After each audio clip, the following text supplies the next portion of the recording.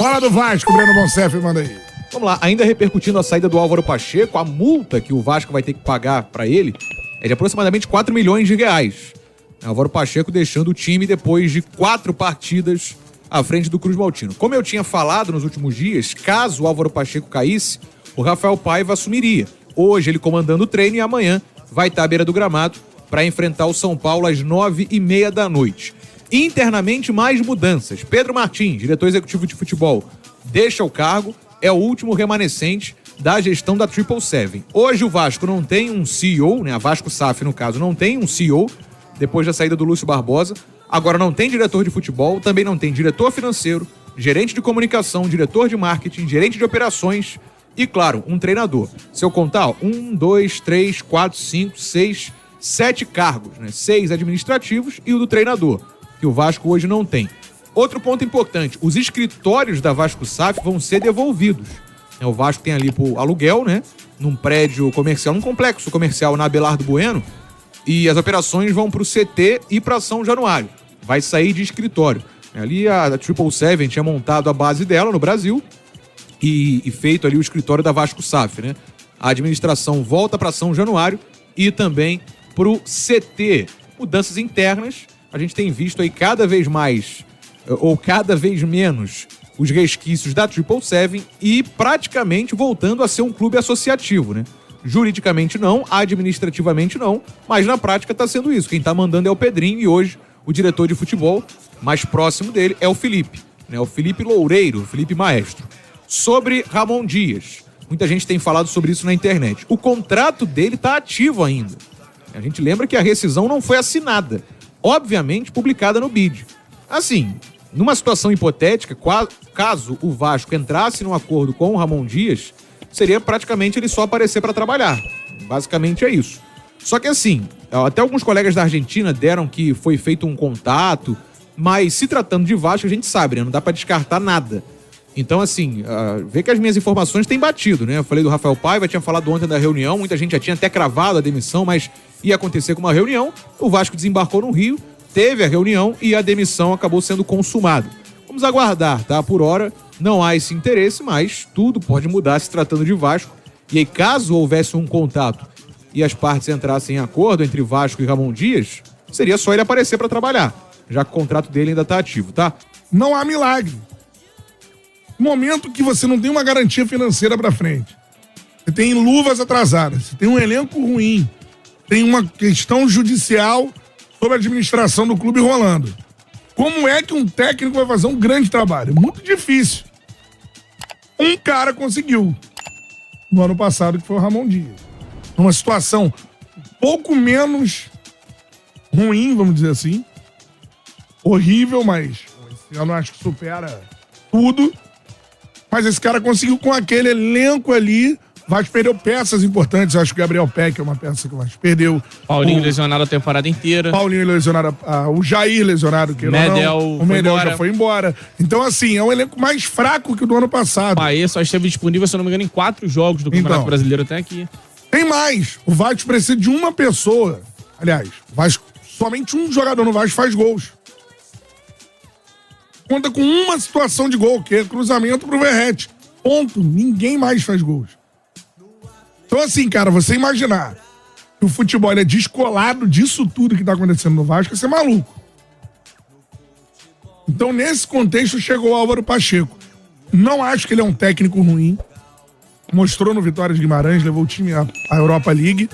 Só que ele chega, diferentemente do Arthur Jorge, num caos total. E o próximo profissional vai chegar nesse caos também. Um dia eu tava debatendo com o vascaíno assim, ele falou: Galdames não pode jogar no Vasco.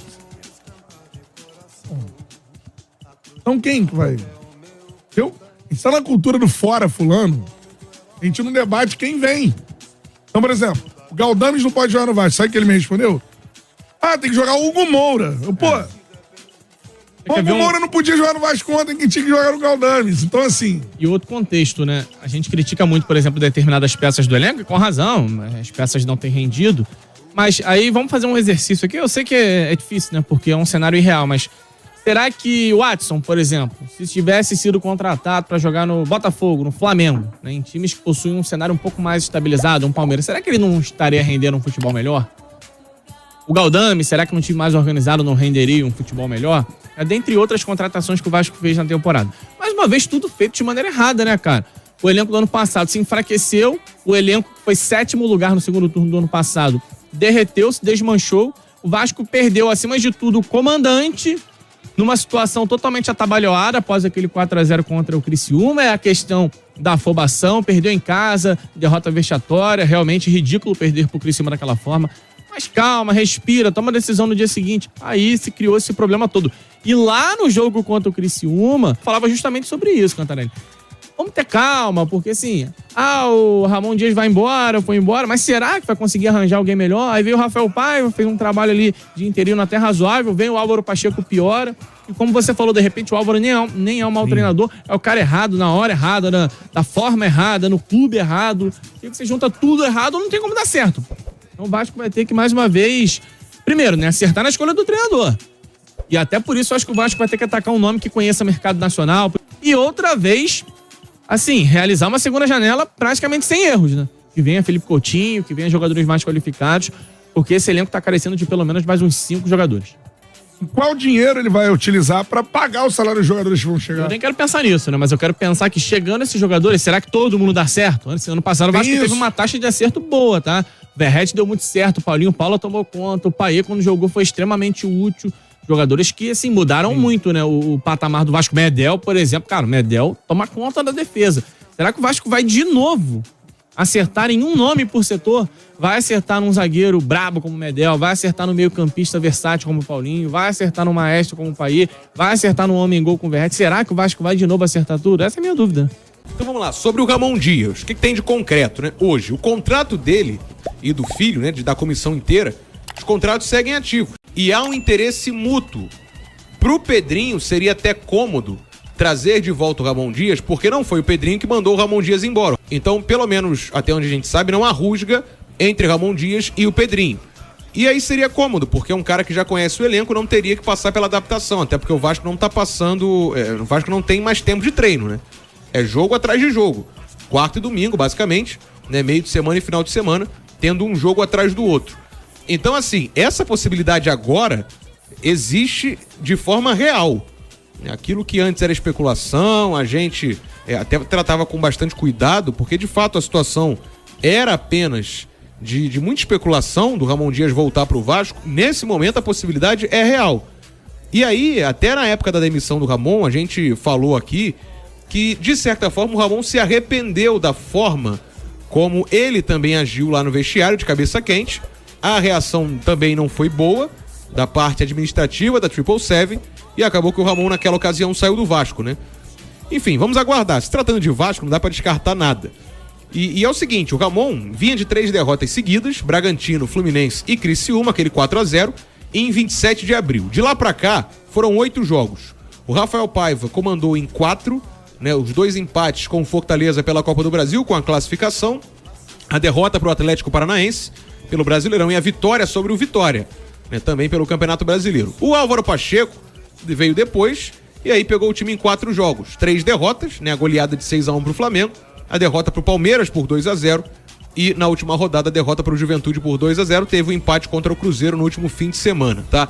Esse foi o retrospecto pós-Ramon Dias do Vasco. Vamos aguardar, é isso. Eu entendo, respeito, acho que dos nomes que estão à disposição, ele é o melhor. Olha só, desde que o Ramon Dias saiu, o Piton caiu muito de rendimento. Sim. E era um dos melhores jogadores do time. Por exemplo, você tem Payet, Verratti. Os outros times que eu citei, Atlético Goianiense e Criciúma, são piores que o Vasco. São, muito piores. Então, talvez com o Ramon Dias, o Vasco faça uma pontuação segura até chegar na próxima janela. E aí vai ter que ser outra janela perfeita, que nem no ano passado. E aí, sim, tem um aporte. Investimento.